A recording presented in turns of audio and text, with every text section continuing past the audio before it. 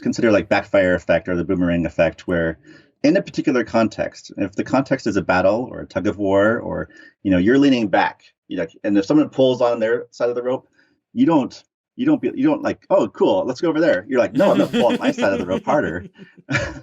And that's just the game, right? That's the game you're playing in that context. It's it comes from fight or flight. It comes from our survival instinct to be like, hey, if I'm losing, that doesn't mean I surrender. That means I fight harder.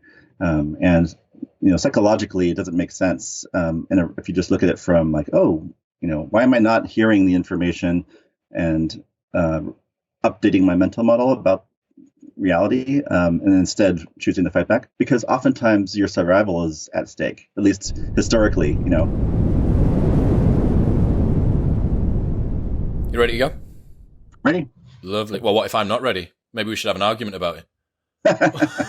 Sure, we can. We can indeed. And we're going to today, ladies and gentlemen, welcome back. I'm joined by Buster Benson. Buster, welcome to the show. Thank you. I'm so glad to be here. As you might have heard, we've been practicing our arguments, ready for you to tune in today, but we are talking about the art of productive disagreement today. Yes. Or are we? A nice, easy or maybe topic. We talk about something else. Maybe I argue with you and we talk about something else. I'm open for whatever you got. I love having a good disagreement. Part of the most interesting part of research for this book was basically approaching disagreements in all parts of my lives. And, I can tell you that has led to, all kinds of just like weird side effects of its own. So I like going down those rabbit holes and seeing where they end up. But yeah, so if you have any like pressing, why is this thing so hard to talk about in public? We can talk about that. But yeah, I'm happy to also just like give a quick summary of the book too, if that's helpful. Amazing. Yeah, I think I've had some difficult discussions recently with people. Not difficult as in we were at odds, but more, why is it difficult for us to have this discussion when it's not in as much of a collaborative environment? So your new book, Why Are We Yelling? Why did you write it and what's it about? Yes. Okay. So I wrote it because I really needed to read this book. I think there's a lot of people that go out and write the book that they about what they know. My career has been in product development and engineering and entrepreneurship, and I was at Amazon and Twitter and Slack and held a couple of my own startups, ran a bar for a while, just all kinds of random things. And so I have a pretty personal relationship to arguing and disagreement that I think everybody has in their own way. But it has been my job for a long time to facilitate sort of diverse groups of people that have different incentives, different goals, different skill levels, and helping them all come together and get something done. So that's sort of, I've been interested in it for a long time in a professional sense. And, I think part of what it came out of that was an acknowledgement that we're biased. We have blind spots. We don't see everything. We oftentimes fight for being right instead of fighting for, the truth. And we don't really have, in an argument, when our heart rate starts to spike and our blood pressure starts to, go up, our capacity to reason goes down, our interest in collaboration goes down, all these things. So basically, it's like, here's the time when you need all these skills, and we're going to just remove them all from you very conveniently and turn you back into like the fight or flight, animal that you were billions of years ago or whatever. So my goal in writing this book was to take all of the knowledge in the world from all the experts, because there are so many books about this, about negotiation, about persuasion, about rationality, about using, there's a lot of stuff out there, and it's all very good. It's all some of it's really dense, and some of it's really useful, but it's really hard to understand how that applies to our regular lives. And how do we use that at the dinner table? How do we use that in a one-on-one? And how do we use that when we're fighting with our spouse or a partner? How do we use that when we're, just frustrated and angry and we're tired and, when everything seems to be falling apart? All these things that like seem to compromise us. And so I just decided to take a deep dive, immerse myself in all that stuff and try to synthesize it, because that's what I love to do. I like to synthesize things and make it practical. So that was the hope. I think that that's one of the most interesting things that we can do, especially as we get older and we can draw from multiple different bodies of knowledge, different subject areas. Intellectual hero of mine, Naval Ravikant, talks about the fact that he thinks joining these things is one of the greatest pleasures that there is in life. And I have to say that the same is true for me. Interestingly, I spoke to Professor Paul Bloom from the University of Yale the other day, and he recently wrote a book called Against Empathy, The Case for Rational Compassion. Right. Okay. And it sounds like you're pushing towards rationality here. How unbiased can we make ourselves? How appropriate can we make our responses? Not necessarily. So I'm not pro rationality or against it. I think that they're disciplines. Rationality is a discipline, empathy is a discipline, persuasion is a discipline. We need to find the thing that's actually the most practical for us to use. And I think that any of these disciplines, when taken to an extreme and applied, they are very useful in a very constrained sort of sphere of sort of debate, right? Like if you want to apply science to all of your arguments, you can do that, but you need a laboratory, you need research grants. If you want to apply empathy to all of your disagreements, you really need to be super healthy and emotionally sort of thriving in a way that you could actually spend all this stuff. If you want to use rationality, you need to be talking to someone that also, wants to play by that rule, right? You can't take rationality to a basketball court and play basketball. You have to take it to a rationalist and then you're sparring. But so I'm not for or against them. I think there's a time and a place and a context for all these things. But there is also this huge context of our everyday lives that, where these things don't necessarily work. I understand. So we're talking about disagreement and the art of productive disagreement specifically. At some point, did you define what you consider to be an argument or a disagreement? Yes. So I have an official definition, which is a disagreement is basically a difference between two perspectives that you find unacceptable. So it could be, I think A is better than B, you think B is better than A. If we're both cool with that, then no disagreement. If one of us thinks, hey, I don't think it's okay for you to think that A is better than B because B is definitely better than A, then we have disagreement. So it's really the unacceptable part. It's like, what is it that's what sparks us into the need to prove someone right, or the need to actually converse with them about this. It comes from a good place, I think. Sometimes it's that we think you, person A, would benefit from my view, person B. If you had my view, your world would be better and my world would be better. Therefore, I should get you to do it. Yeah. There's a selfish aspect to it and there's a selfless aspect to it. This is how we learn about the world, right? We have to go out and talk to people that know things we don't know. And we have to take their knowledge and link it up to what we do know. And that's inevitably going to cause differences of perspective. That's what we want. We want to go talk to people that know things we don't know. The process of integrating differences is a skill that we have not been taught very well. We haven't been taught ways to, we tend more to the anxiety we feel about okay, well, I've got this B is better than A thing in my head. I'm not ready to change that yet. That makes me uncomfortable. How can I mash their version of things into my head in a way that I can keep that? Which oftentimes requires you to say, well, this person thinks A is better than B, but they're wrong. And so I'm going to put that, that's how I'm going to link it up. I'm going to put it into there are some people out there that are wrong, and then there's me. Right? And now it's coherent versus trying to actually decide which one is the best. Or is there a possibility that they're both, it's okay for you to think that and me to think this, and that's totally fine. I understand. So do you have a framework that people can follow, that they can look at? Where do we start with the book? Yes.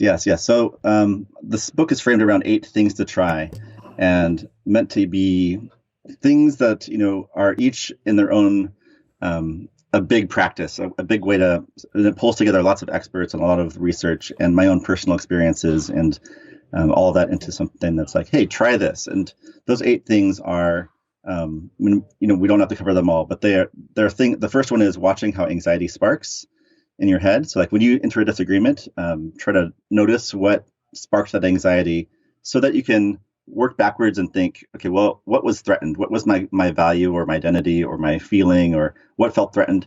And then you can use that to ask that person, did you mean to threaten this? Or were you saying that for some other reason? Because most disagreements are oftentimes mistaken threats. They're not actually trying to threaten you. They're actually just ranting about something, or they're just, trying to say something, but they're saying it in a very sloppy way. So that's one. And I have like tips around how to do that with like disagreement journaling and sort of private journaling and that kind of thing. Number two is to talk to your internal voices. So a lot of us think with our, with voices in our head, and we find ourselves sometimes like when our blood pressure is up, we get angry and we tell people to shut up and we just try to stop the argument. And when we're with friends or we're at work, we're trying to be more professional. We use like logic. We're like, okay, well, what's the evidence for this? And how would you prove that? And let's see what happens. And there's another one that when those two things don't work, is like, oh, I'm going to opt out. I'm going to avoid this conversation because there's no point in me talking to you. You're not going to listen to my reason. I don't want to be overbearing or you're being overbearing to me. I'm just going to escape. I'm going to avoid everything. And I call that the voice of avoidance, which is the one that tends to have creeped into our lives the most. Turns out like there's so much in our lives where we just decide, to avoid the problem. For some reason or another. Sometimes it's because you want to keep the peace. Sometimes it's because you think it's useless, and that's where the frustration comes in. Was like we would want to be effective here, and we're choosing not to. That sort of annoys us. And so, really giving names to these voices and starting to think about which ones talk up when and when are they most applicable is one of those chapters. Chapter 3 is to develop honest bias. So, really thinking about cognitive bias and how you can both see it in yourself and learn to see how it creates problems around you and how to address the problems without having to necessarily diagnose everyone as biased. Because that's sort of what tends to happen is like we go around trying to say like, you're biased for this reason and you're biased for this reason. Meanwhile, the things are just getting worse and worse. I advocate for just like focus on the effects of bias and try to fix the damage that's being caused, because that's something that's tangible. It's, it's right in front of you. It's also the thing that's hurting the people. And then over time, you can sort of work backwards into, what caused this? How do we prevent it from happening in the first place? But so those are 3 that we start the book with. And then there's 5 more, but I won't go into them because I've been talking a long time. No, hey, I'm absolutely loving it. I'm sure that the listeners will be as well. I think it'd be, once we've had a little chat about those, I think we definitely go through the remaining chapters because I don't want to leave that open loop. One of the interesting things you said there, I certainly know that for myself as someone who likes to think about things in a more of a cerebral way, and you can sometimes break down a disagreement very cerebrally, just go back through Thinking Fast and Slow and start just picking up Daniel Kahneman quotes and studies and just throwing them at someone going like, no, self-serving bias, argument from authority. Like you just, do you know what I mean? And it's like, well, hang on a second. Like you've totally bypassed the actual purpose of using biases, and working out where logical fallacies come from, which is to use them to progress the argument forward, not to break the fourth wall of the argument and turn it into this weird sort of dick measuring competition about who knows the most biases. Right. Yeah, that's the danger I would try to avoid. And full disclosure, like that's where I started too. As a PM at Twitter, we were obsessed with the list of biases, and we would always try to like pick them out in other people's arguments, and it was a game. What's PM? Sorry. Oh, a product manager. Okay. So I was a product. Briefly, what does that mean? Sorry. So. The teams, it was at Twitter at the time. You have engineers, you have designers, you have a marketer. The product manager sort of works with them all and like comes up with a strategy, tries to identify which things are launch blockers, which things are bugs that need to be fixed first, whether or not the quality is high enough. You also have to wrangle with like the execs and other teams to figure out, how do you get your resources? How do you prioritize your projects and that kind of thing? So it's half of it's like, managing your team and sort of figuring out like how do we all work together effectively, and half of it is sort of managing your relationship to the rest of the company. That must be a very good breeding ground to develop negotiating skills, finding middle ground, compromise, ensuring that different stakeholders are satisfied, etc., etc. Yeah. It's definitely that's where I realized I had particular skills in there, and also that I had a long way to go early on. And not everyone likes that role, so it was something that I was really drawn to. It's like, this is a meaty challenge. I'm never going to like master this to the extent that I get bored, right? So, and was it a similar role at Slack as well? Slack, yeah, as well. Yep, and I had that at Amazon and most recently at Patreon. So it's a role that is pretty common here in the Bay Area, but it's also ambiguous. You go to every single company, it's slightly different. It's always a function of the culture and how that company works. That's a very interesting sample of some huge, quickly growing companies for you to have developed these skills in. Yeah, it's definitely a crucible of like excitement and torture and baptism of fire, everything between. Exactly. Yeah, I was at Amazon in '98 when it was just like the books and music tabs were up, and the video tab was going to come up soon, and the auctions was going to come up, and that was right out of college. I remember being like, "Wow, this is so." I feel like I'm in the middle of some like weird, wild hurricane that's like happening.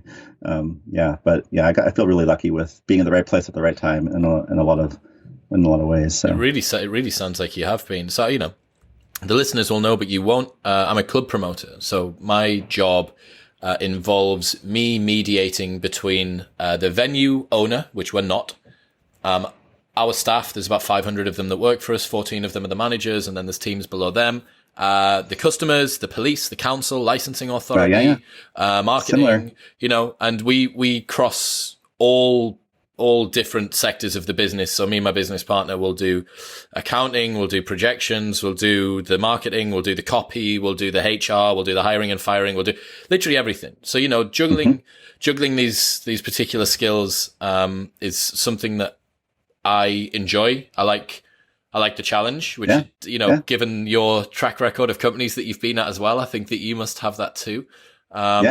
So we've had very similar. Yeah. We've had the first three. There was one, I think it was number 2 that you mentioned about where you were talking to your internal voices, checking yourself on your internal voices. So there's an Eckhart Tolle quote from The Power of Now where he talks about conceding that your point is wrong in an argument is tantamount to the ego's destruction.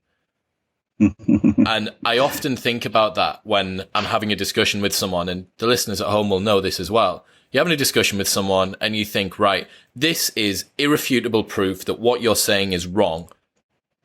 And they don't change their mind. They're like, no, hang on a second. Like I've given you it. It's there. There's the thing. And rather than that, they dig their heels in further and they double down on that position. Right. Is that the sort of thing that you discovered in that? Absolutely. That's, it's considered like backfire effect or the boomerang effect where, we don't, in a particular context, if the context is a battle or a tug of war or, you're leaning back, and if someone pulls on their side of the rope, you don't like, oh, cool, let's go over there. You're like, no, I'm going to pull on my side of the rope harder.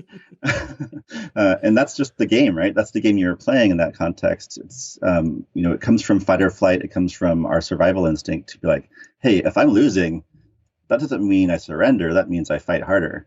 And psychologically, it doesn't make sense. If you just look at it from like, oh, why am I not hearing the information and updating my mental model about reality and instead choosing to fight back? Because oftentimes your survival is at stake, at least historically, it feels evolutionarily. Like that, right? Anyone who's been in a really heated argument knows that feeling when it's you really get going and you're no longer listening. It's a game of tennis. It's a verbal game of tennis. You wait for that person to finish speaking, or sometimes you don't, and you just single-minded. You got the blinkers on like a horse in the race, and you're just going for it. Yep. And we're all, it's like really hardwired in our brains. So we were really, we benefited a lot from it over time because there's so many arguments that can't be resolved with reason. If something is like, hey, I want to have my house right here on this hill, and you want it too, but I'm bigger. I have more swords and soldiers on my side, so I got to have my house here. Or like I want these goats. These are my goats. You don't resort to property rights. You don't take it to the court of law. You just settle it right there. And so this is how we settle most of things. Like if you look at a 2-year-old and that has their favorite toy, they don't, reason about why they should keep the toy. They just yank it and start screaming. They work in a pre-verbal sense, even a precognitive sense. They work. So they're deeply down there. But what gets us into that battle mode is interesting because we don't have to operate in that battle mode all the time. We don't, and most of the time we're in that mode, we're not actually fighting for our survival. We're fighting for something stupid or something very abstract. And even if we're wrong, we're not going to die. We're not going to be kicked out. We're not going to, starve in the cold. So we should look at that. That's why I start with like, where does anxiety spark, and sort of listen to the internal voices, because that's the point where there's this crossroads. You could be like, am I going to go down? Am I going to turn on my battle mode, or am I going to turn on my friend mode, or am I going to turn on some other mode? And you don't have to go into that mode. So there's a choice at the beginning. I'm going to guess that turning on or not the anxiety mode forms the foundation for the other elements and the chapters. Is that kind of right? Yeah, I mean, I think I try to spend time helping build the instincts and the practices to avoid the mode altogether, because most of the time you don't need it. If your health or your safety is in danger, yes, resort to the voice of power and be like, I just yank it and try to hold on to it, whatever it is. But most of the time we're arguing with each other right now. We don't need to do that. We actually benefit from learning something new. We'd actually benefit from building a relationship. We'd actually benefit from enjoying the conversation and building new connections. So all these other things that we could get out of a conversation can be productive. We can make it productive in a way that's way more rich and way more enjoyable, way more fulfilling than who's right. And so there's a bunch of that around, like, what are the other fruits of disagreement that we can focus on that it turns out are like way more interesting and fun.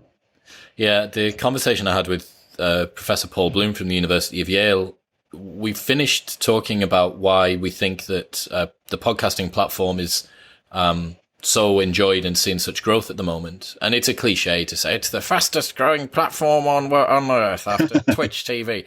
And you're like, yeah, whatever. But is that just because of AirPods or because Joe Rogan's a boss or whatever? But I think one of the main things is that it's one of the few places where you can have 2 + 2 = 5 with regards to a conversation. I don't want the best podcasters. Some bad podcasters do this, but I don't want to come into this conversation with you. I don't have an agenda for me to come out looking like the cooler guy, right? And that's not your agenda anyway, either. Yeah. What we want, I mean, I think you're pretty cool as it is living in the Bay Area. So I'm in the northeast of England. I'm in Winterfell.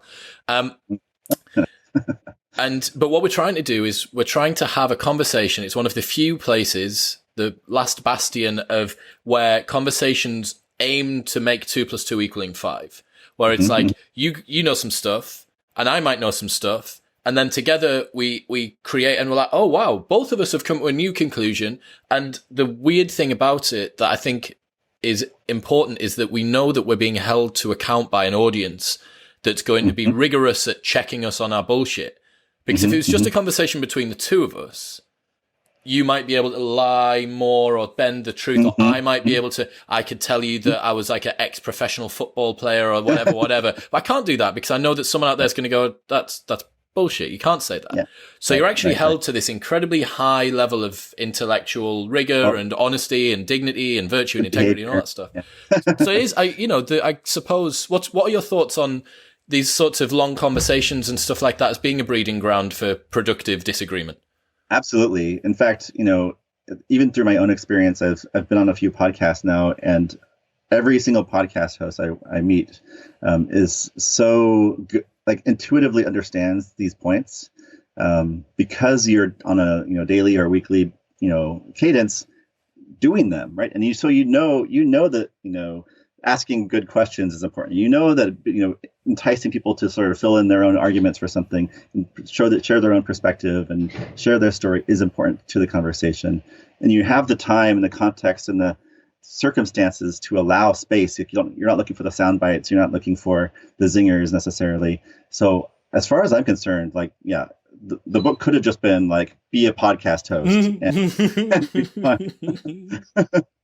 We all just need our own podcasts, and we all just need to be on more podcasts, because everything about it, I agree, is just like, it's conducive to longer. Maybe this is why they're happening right now when we need this kind of thing, and why they're growing so fast is because this is the antidote to the breaking news and the headlines and the the rants and all that hot takes and all that stuff. So yeah, it is. It's one of those things that I'm hearing from so many different angles at the moment, that long form conversation is something which is lacking. We need to allow people time to think out loud and voice their thoughts with nuance and subtlety and error, without jumping on them and saying it's this and saying it's that. And, I asked Paul Bloom, essentially, why is it unmoral to be racist the other day? Like, that's a very difficult question to ask someone without them going like, looking at you like you're a Holocaust denier or something. And I was like, no. Like, I'm fascinated. What is the evolution? And he gives you, that episode. He gives you time. Do you know what I mean? He gives you time to go through it, and he questions himself, and the audience get taken on that journey. So yeah, awesome. Everyone that's listening, I've said it a million times. I think that it is a good tool to use to sit down with someone that you know well for about half an hour once a week, put your phones outside of the room and just talk about anything. Talk about something you see in the news, don't have anything else on, and just have a conversation. Because for me, I get so fired up knowing that I get to speak to someone like yourself or Aubrey Marcus or James Clear or whoever it might be. Right, yeah. And if you don't have that outlet, you don't realize how much you're missing it. Yeah, I'm being swayed. I was originally for this book going to make a podcast, and it seemed like so much work and so hard. And I know that it is a lot of work and it is very hard, but I see the benefits in like just the people that are drawn to it and do the work. You're all very open-minded, gracious. You can see both sides. You're oftentimes like not polarized extremely on one side or the other. You have a perspective that's large enough to hold, invite guests that disagree, and have conversations that are difficult. Like all these things are exactly what is said in the book. And we may not all be able to be podcast hosts, but we are all people that have dinner with people, and we're all people that go on walks with each other. We're all people that have conversations and write letters and all these other things that we can do. So yeah, I think it's great. And I'm definitely, reconsidering my choice to not have one. Good. Well, I'd definitely, you'd have a subscriber, at least you'd have one. So we've got with 3 chapters in. What are we on to next? Number 4, what we working on? So number 4 is to speak for yourself. And this is sort of, we can always bring this back to the other ones too. Each one sort of builds on the past ones, but speaking for yourself, I found, especially online, is an easy guardrail to help keep conversations on track. When you start speaking for other people or imagining what, how often do you say or you hear people say, I can't understand why you would believe this or why you would do that. Well, you must be an idiot, or you must be a racist, or you must be a terrible person. There was a question like, I don't understand something, but you don't ask it, right? All you do is you take your uncharitable stereotype of that person and you plant it into their head, and you say, okay, well, you must have this terrible projection that I have, and therefore I can judge you and I think I understand you, but I really only understand my stereotype. And so if you ask people to speak only for themselves, and they are trying to talk about something that they can't talk about from their own perspective, you're forced to go find someone that can go and do that for you. And so find the person that can speak for themselves about the thing you want to understand. And sort of use that person to give you information instead of your own imagination to do that. And yeah, so that leads into the next one, which is sort of paired with it, which is like asking questions that spark surprising answers. So once you have that person there, like, how do you don't just say like, are you a terrible person? Speak for yourself. Try to convince me that you're not a terrible person. Those are terrible questions. You can ask questions that are much more open and be like, how did you form this belief? Do you even have this belief? How would you articulate your position to me? How are you misunderstood by people like me? How have your beliefs been useful in your life? Who do you look up to that has this quality? And just try to see the world through their words.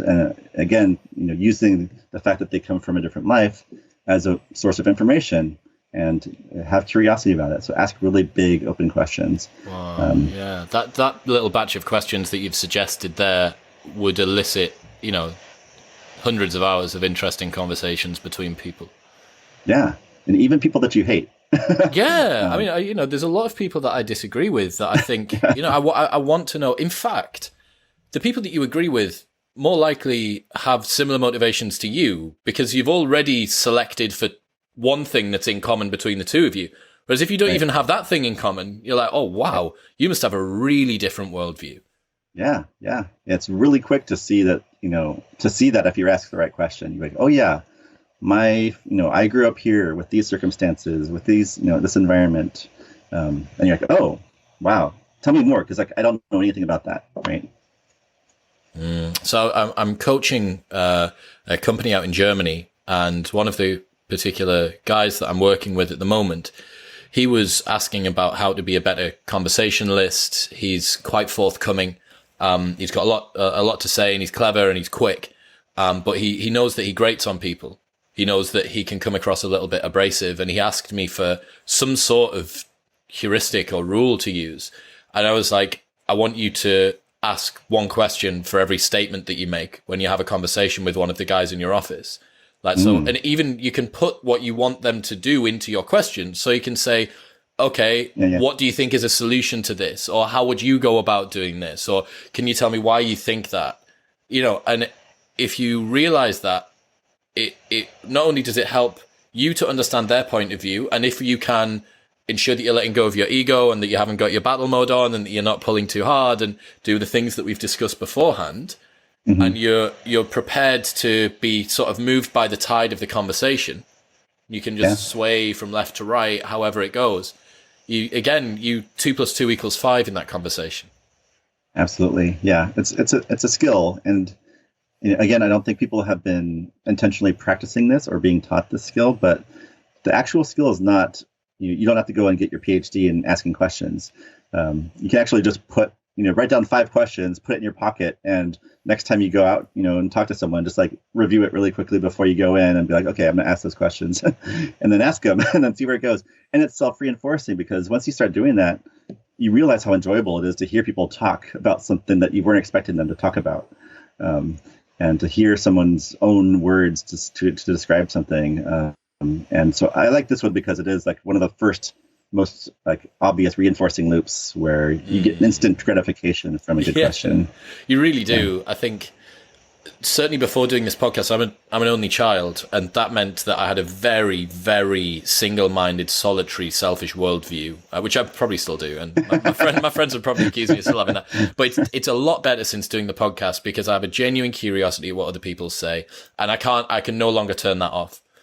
So someone will get kicked out at the front of one of our club nights, and I'll be stood on the door, and this person will be shouting and screaming about why the door staff have kicked them out, and I'll be asking them like, "Oh, so what? Tell me about what you do for work." And like, "Fuck off, mate! I want to get back in." Like, I'm very interested in your backstory, please. Yeah, but yeah, that'd be a good podcast series right there. Oh God, standing on the front door. Honestly, if I had one of those body cams on that the police wear, it'd be savage. We had Halloween last night in Newcastle, and there's nothing better than seeing a guy dressed up as a Ghostbuster fight a guy dressed up as a Power Ranger, and the door staff try to split them up. And me being like, "Excuse me, gentlemen, can you tell me about where the moral virtue that's starting this situation has come from, please?" Chris, go back You're to from different universes. I mean, how are they going to resolve anything? Yeah, I know. They are from different universes. That's really correct. But yeah, the asking questions thing, super easy heuristic. Moving on, number 6. What we got? Okay, so number 6 is building arguments together. So this is another thing that I like to practice, and then I think you have to get good at the questions first. But building arguments together is basically like, let's just put aside my position for a while, and let's really work on making your argument or your side of the position as strong as possible. And I can help you by seeing it from the outside as well, and you can help from seeing it from the inside. We can look for the answers to my questions together. I can look at the evidence that you have and sort of help you explain it in language that I can hear better. All these things where you're now, rather than trying to tear apart their argument, you're trying to build it up. Because in an ideal world, a disagreement would be something that you can learn from. And you can only learn from the best version of the argument. So that means you need to find the people that can best represent the argument and help them make it stronger. And this is a collaborative exercise, and you could just do this with almost anything. There's a best argument for even the most wrong positions. And you can make the best argument for flat Earth. You can make the best argument for the world being on top of a stack of turtles. I mean, And by doing that, you're like suddenly you're back into your creative mode. You're back into your like, okay, well, let's make this work. And you're doing it with somebody that has a lot to contribute, because our enemies and our opponents actually are the best at spotting our own blind spots, and we're the best at spotting theirs. And if we're actually working together, there's a huge amount of benefit from using that knowledge of each other to make each other stronger. Ultimately, you might build up the argument. You're like, okay, well, I still don't believe the Earth is flat, but I had a lot of fun doing that, and maybe during the process, they might be like, okay, well, and I had an experience where I talked to a globalist, and they didn't try to hurt me or tell me I'm an idiot. I open the door to them asking you questions about your argument, or like how you got to your side, because that, I gave you, some of my time. They might eventually want to give it back. Yeah. So I'm thinking of two examples here, which you might be familiar with both. I think it is Charlie Munger who says that he refuses to have a position on anything unless he can state the other side's better than they can. Right, and exactly. That's an amazing heuristic. And then you might have seen the Pangburn philosophy discussion between Jordan Peterson and Sam Harris. And they started... They tried to do this. they did what's called steel manning. Is that right? Yeah. Steel manning? Steel manning. Can you explain what steel manning an argument is? Steel manning is a version of this, which is like, I'm going to try to articulate the best case of this argument. It doesn't necessarily require the other person to be involved, which I think is a crucial part of it, because they actually have a lot more of the information than you do. But yeah, it's basically saying, hey, if I don't think that it's moral to not vaccinate your kids, I could create the steel man argument of the other person's side by trying to use evidence in as good a faith notion as possible. So like, imagine someone like this and this and this, and in that case, I can see why they don't have time to go give their kids vaccinations, and that's why they don't do it. Or they live in Nigeria, there's no access to clinics, whatever it happens to be. But taking everything on as good a faith as possible. Sometimes it's also called the principle of charity, of just helping them. I think the crucial thing that they all sort of triangulate on is that we're usually in the mode of trying to tear people's arguments down, and that makes us not see the strengths. Versus when you steel man, you sort of do the opposite. You look for the strengths, and you look to make them stronger, and you look to try to imagine, because that's when we're arguing on behalf of ourselves. That's what we're doing. We're imagining it in its best light. We're not imagining its flaws. So it helps you with that empathy a bit. Yeah, I agree. And again, to come back to the asking questions part, a lot of the guys that work for us, you can imagine there's a million micro decisions that need to get made about club nights. Who's working this week? What are the hostess outfits? Should we do confetti, or should we do bubbles, or should we do whatever? And everyone has a different point of view. And a lot of the time I've noticed that the guys that work, they're maybe 18, 19 up to 21, 22. And a lot of the guys like to make statements about things as fact, but then they're never actually prepared to look at what the other side is saying and understand that. And then another thing, I wonder whether you've come across this, you probably will have done. People are a lot more prepared in a disagreement to say why another thing is wrong than to offer a solution. Right. Yeah, I mean, this is always the case. I call this like arguing at the gate. So take any issue, we're often just trying to point out the flaws of the other side. We're not talking about what we would do if we were allowed to do with the thing that we're trying to do, right? Like there's an example today of with the Facebook ad policy. I don't know if you follow that or not, but they're trying to say Facebook should ban political ads that are blatantly lying about stuff. And there's a good case for it, and there's a lot of heat around this right now. But no one's talking about what that policy should be. Like, how would we censor political ads in a productive way? There are plenty of countries that do, and some of them are tyrannical countries. So we know that it's not just enough to censor ads, but we also have to create a good policy. And that's so you can leave the gates. Like, imagine that we resolve this disagreement somehow. What would we do with that victory? How would we actually how would we execute on the answer? And it's surprising how little we actually think about that. I think that's certainly something that I see. Arguing at the gate, is that what you called it? Yeah. Yeah. So arguing at the gate, that's just all that Twitter is to me. Yeah. I don't know whether it's a result of the character limit that a lot of the time you are restricted to just put in like, this is my point, this is the hardest hitting bit of it, which is usually a criticism of your point. But yeah, we default to that, don't we? Because recently Twitter said that they're banning all political ads. Is this a second order effect, this Facebook pressure, a second order effect, do you think, of the Twitter thing? I think they're both sort of swirling in that same discussion. Facebook more so because they're much bigger, but yeah, Twitter and I know LinkedIn and Pinterest also recently came out saying that, even before Twitter, that they are going to not have any political ads. And it's applauded by a lot of the critics of Facebook. But it also opens up a whole other question of like, okay, well, how will you draw the line? Where do you define a political ad? Yeah. What if Donald Trump's undergone a body transformation and he wants to sell you his like 6-week Beachbody program or something? Right. Yeah. So like now, wait, we're moving into another gate, and we're now at the like what counts as an issue, a political issue, and can I advertise about it? And it's going to be just as heated. It's a little bit more nuanced, which I think is good, but it's still going to be a hard one, I think. Yeah, the fact that people are so prepared, and I am as well. I there's inflammatory stuff that I see online, and I get a visceral reaction, and I want to reply or say that you're stupid or whatever. But a lot of things, everything is so complex. Everything's so difficult. The real world's incredibly messy, incredibly chaotic, and it's increasingly we're just not having very good conversations about things. It doesn't really seem on the whole to be getting that much better. I'm aware that I live in this wonderful podcast utopia where it's just me and some person that I've had a bit of a chat with over email, chatting about something that fascinates us both. For the vast majority of people, it's not that, especially for the guys at the top of the tree. Like if you're someone who's real, like typical normal mainstream media, you got your 30-second snippet, sat on a panel with like 5 other people who all disagree with you. Yeah, it's hard. I mean, we weren't ever in this situation before where we had a giant audience and no context for who we are, what group we're in, all that kind of thing. So I think it's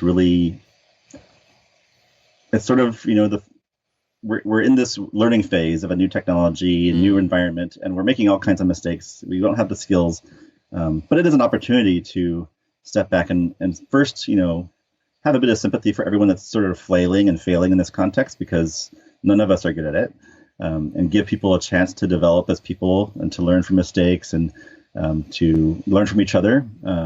And I think, having one-on-one conversations is a lot easier than having 1 to 1 million person conversations. And so we can build that skill up from smaller circles and smaller situations, and build our confidence and create new cultural norms about how to disagree. I think that's just part of the process we need to go through as a culture. It's like, let's learn these skills starting from the very basics. It's still very early in our evolution on terms of like, how do we exist online as humans? Very much so. Have you seen those political debates? I don't know whether they have them in the States. I know they have them in the UK, where the audience members have a button that tells them that shows at the bottom of the screen. I think it's called the worm. So you can imagine there's lines for each of the candidates moving across the screen like that, and then they go up and down as they say different things, and you can track. And it's like, oh, red said something really bad, or blue's made red silly, so red looks worse, and blah blah. Have you seen those things? I have, yeah. They do it for debates, yeah. Okay. And I've seen them also done in like a town hall kind of situation. Okay. There's a methodology around it. I don't think it's great because it turns conversation into a sport, right? It turns it into who could score points, who can like get the zingers, who can sort of make the other person look like a fool. It's definitely not about coming to an agreement or seeing things eye to eye.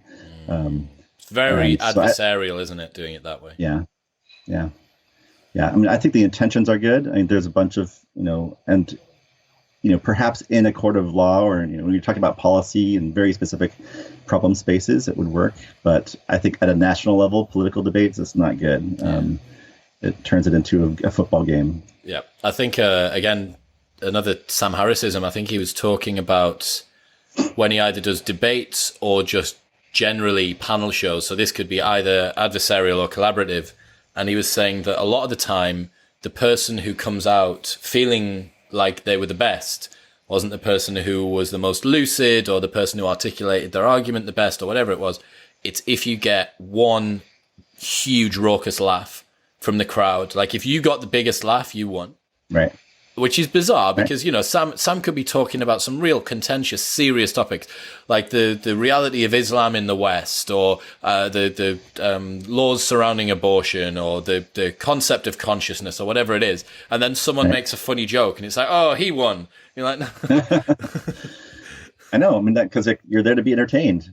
So that's what you're there for. Then the laughs will definitely give you the points. Yeah. I mean, I call them zingers, where there's a whole science, I think, to zingers where, you're not actually talking to that person. You're just trying to make them look foolish. You're mostly talking to your own side about like, how can I be the best sort of soldier or the best, flag bearer of my side and like say things in such a way that just, create bewilderment or confusion in the other side or taunt them or, all these things where it's very social, but tied back to war behavior again, where, the goal is definitely not to get along.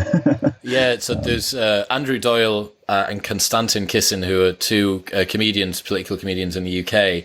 And I've spoken to them both recently, saw them at the Edinburgh Fringe, and both of them said the same thing about, I think they call it applaud comedy, which is where the comedian doesn't necessarily say something funny. They just say the thing that the audience agrees with the most. And then they get these big, like, yes. And you're like, well, it wasn't even funny. It wasn't funny. You just said something that you think, like, you can't say that anymore. Like, that's a classic one, like, and it just, anyone who thinks that free speech is being attacked is like, yeah, of course. Yeah. Or it's like, who here is from New York? It could be anything that's loyalty based about like, what is it? How can my tribe be heard right now? And that will get the applause, right? So Paul Bloom, the other day when I was talking to him, you may have heard of this particular experiment. So he said that you put people into a room and you get them all to flip a coin. So like 100 people in a room, you get them to flip a coin, roughly 50 are heads, 50 are tails or whatever it might be. And then you put them on opposite sides of the room and you go to the tails people and you're like, well, so what do you think of heads? And they're like, wow, they're a bit sort of stupid, aren't they? Like, they're just not as clever as us and blah, blah, blah. And you're like, you have been selected by the most arbitrary random chance. Literally the most arbitrary random chance that you can get. And we're still drawn towards being tribal. Yeah. Yeah. There's something emotionally rewarding about being part of a tribe. Like we want to belong. And the way that we build status within a tribe is by being a good member of it, which means like sort of protecting the tribe, projecting confidence, all these sort of safety increasing traits that signal that our tribe is going to be okay. Even if we were on two sides of a cliff in the winter and like, who knows why the bridge broke, but we were on two different sides. We want our side to survive the winter. It makes sense if you just think about, how many, generations of our society have benefited from these preferences. If we ended up preferring, like, it was like, oh, that other side probably doesn't have blankets. Let's go give them our blankets. Your tribe's not going to survive to reproduce. Yeah, I suppose as well, this probably highlights where the difficulty with subtlety and nuance comes in as well, because if you're part of X tribe, they want you to swallow the ideology wholesale, and any give that you might not be singing from the same hymn sheet is actually, oh, well, maybe Buster, maybe doesn't belong. Maybe he's not on our side. yeah, maybe he's on the other side. And that's why, again, Paul was talking about, for instance, someone who's very, very left-leaning but has contrary views to do with abortion law, or someone who's very, very free speech but thinks that the internet needs to be policed more heavily, or whatever it might be. And, that, again, it's hard for everyone to try and work out what their views are, and we need productive disagreement for you to help me understand what I think and for me to help you understand what you think. So, right, we've Absolutely. got two chapters left. We've got 7 and 8. Yes. What are we doing? Yes, I want to say one more thing about that, though, because Lovely. there is so much to say about this tribal stuff. It's really the underpinning of all of our thoughts around disagreement, which is like, if you even just look back at birds, birds will kick members out of their flock if they're caught stealing. If there are times when there's scarcity and one bird is eating all the food and never going out hunting, that bird will be, exiled or ostracized from their tribe. And so this sense of like, in order to stay in the group, you have to contribute. And the worst punishment of any group is to be removed from the group. Like, that's how we enforce all of our laws. Is like, if you don't follow the rules, we kick you out. And that works as long as, in the past, you kick someone out and they probably end up dying, right? Because there's no other group that's going to take them in. Now we kick people out and they're like, oh, hey, troublemaker, come over to our trouble tribe. We're going to help you become stronger. And we have all these other weapons. We can, and we're building this new, argument that's and we're going to go attack them next year or, in 10 years. And so the things that worked in our tribes, the past of like, follow the rules or else, now in a world where everyone can find a community, no matter how sort of fringe you are, and those fringe groups can become stronger and more angry at you. Like the feedback loop is now wherever you kick out, it's going to come back 10 times stronger in the future. Yeah. So it's just interesting dynamic that requires different instincts for us to manage. So anyway, the last two are sort of relevant. So one of them, the second to last one, is to cultivate neutral spaces. So spaces, sort of speaking of tribes, where you don't have to always signal loyalty to the group. You don't always have to repeat the ideas of your authority figure. You don't always have to even be productive in that group. But so imagine a dinner table or something where anyone can bring an idea to the table. It could be a bad idea, it could be a good idea. Those kinds of that makes it neutral on terms of ideas. Where no one has to endorse the idea in order to talk about it. You can talk about it, and be critical of it, but it's welcome to the table. And the second level of that is like, who's allowed in the room? Can anyone arrive into the room and present their ideas? Can we allow terrorists and Trump supporters to the room to tell us what's wrong, what's going on with them? The danger that we fear is that if we invite them to the room, they're going to come in and attack us, and we'll give them validation and all the stuff that that they came to do in bad faith. But a truly neutral space would allow ideas to flow in and out, good and bad ones, and allow people to flow in and out, good and bad ones, over time. And some places can cultivate this, and others it becomes obvious that that's not going to ever happen. When other interests revenue or costs are involved, you have to make choices about who can be there and who can't. And slowly over time, that creates systemic problems where people are undervalued and unhappy and marginalized. And whether it be the poorest people in the country or the most disenfranchised people in the country, or it be the people that were previously in the ruling class but are now being neglected. Everyone can feel outcast in that sense, and unwelcome to the main group. How there's all this talk about elites sort of criticizing the common people. The common people are feeling displaced, and they don't feel like it's a neutral space. So I think there's ways for us to work on that. And then the last one is sort of a meta point. It's sort of trying to wrap up the whole thing, which is to, rather than reject reality, reject that the world is like this, just accept that we have our problems. No one's perfect. We all have a thread of between good and evil that goes between us. None of us can be perfectly one or the other, and we have to get into the fray regardless with people that are imperfect, because we too are imperfect. We don't need to use purity tests to test loyalty, but rather get sort of working on the problems and start making progress on that stuff, instead of trying to just make sure that the whole world is perfect before you agree to go touch it.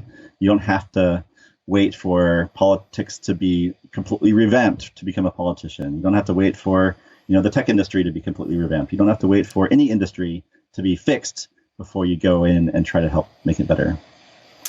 Yeah, so the first point that you've talked about there, I suppose, with cancel culture and blockades around particular rallies or speeches, where they, one of my ex-podcast guests and a friend, Alex, who's at the University of Oxford, Steve Bannon was going to go and talk, and some students had just blocked the street. They were like, no, you can't go listen to him. We're not going to let anyone through to listen to him. Right. And you're like, well, I mean, if his ideas are that bad, you should be able to say at the Q&A at the end, just zinger the hell out of him, make him look a fool. But right. It's easier to just try and shut down the argument entirely. But bizarrely, it almost always seems to work against people. You know, Ben Shapiro needs like 14 security guards with him whenever he goes to go speak on campus and all this sort of stuff. Yes, and then with your final point there, the fact that you need to accept the world as it is, I'm finding that mechanism appear in so many different areas of life at the moment. And as a good piece of advice for anyone who's listening, if you are continuing to come up against the same problem, you know that the world shouldn't be that way, but it continues to manifest. It's like, sorry, but the world isn't changing as fast as you want it to. And you just need to account for that. So we say it all the time with the managers or with some of the staff that work for us or whatever it might be. We wish that they would be sufficiently autonomous with X task that we don't need to remind them. But after 3 weeks of them not doing it when we don't tell them, despite the fact that we scheduled for them to do it, you're like, that this is just a thing where the world is the way it is, and I'm going to have to send them a message on the morning that reminds them to do the X task or the Y task or whatever it might be. And that appears to be rolling forward for everything, because we want the world to just happen, right? We want it to be this autonomous beast where we do the work once and it just scales beautifully as this like evergreen utopia. Right. We have all these expectations. We don't want it to, we have an expectation, and when it doesn't line up, that makes us a little bit anxious. And so we can either decide like, okay, well, there's something broken over there, I'm going to stay away from it. You should fix yourself. Or we can help develop that and help them improve and get involved ourselves. But it is a hard instinct to overcome.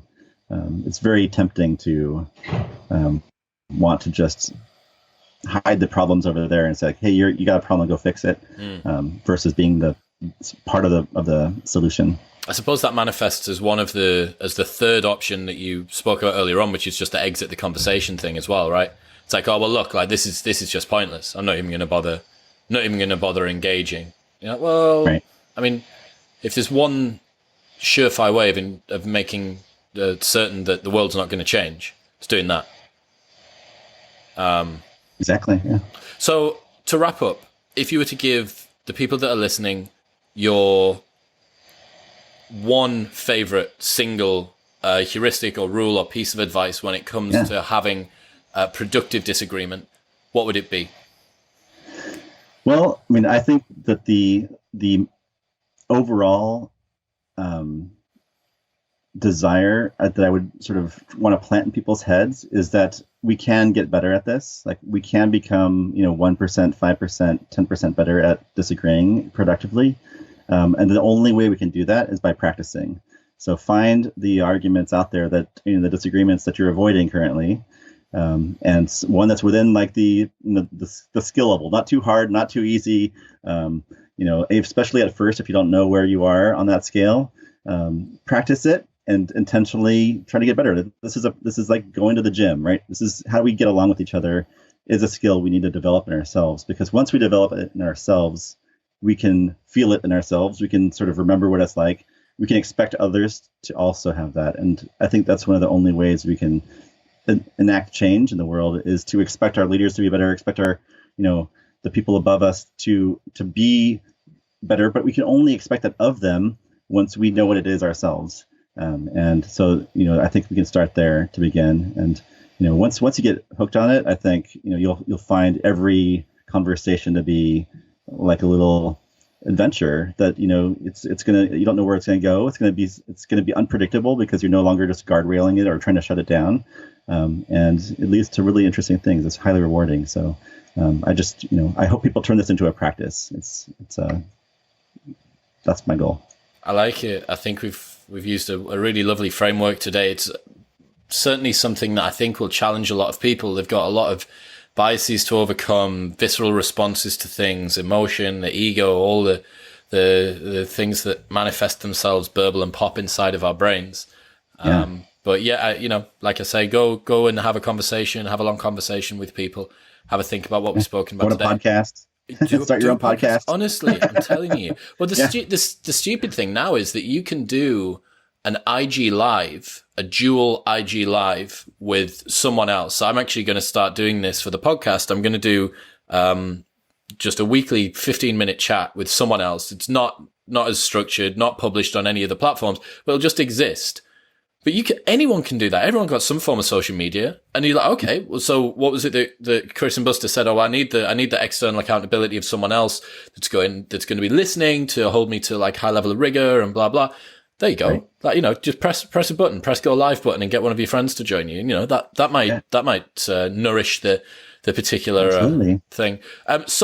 Why are we yelling? The Art of Productive Disagreement will be linked in the show notes below. And it's at Buster on Twitter. I mean, that's the advantage of being one of the first guys on Twitter, isn't it? When you get to get at Buster. Yep. I had at Instagram too, but then I accidentally canceled the account. Oh, well, no way.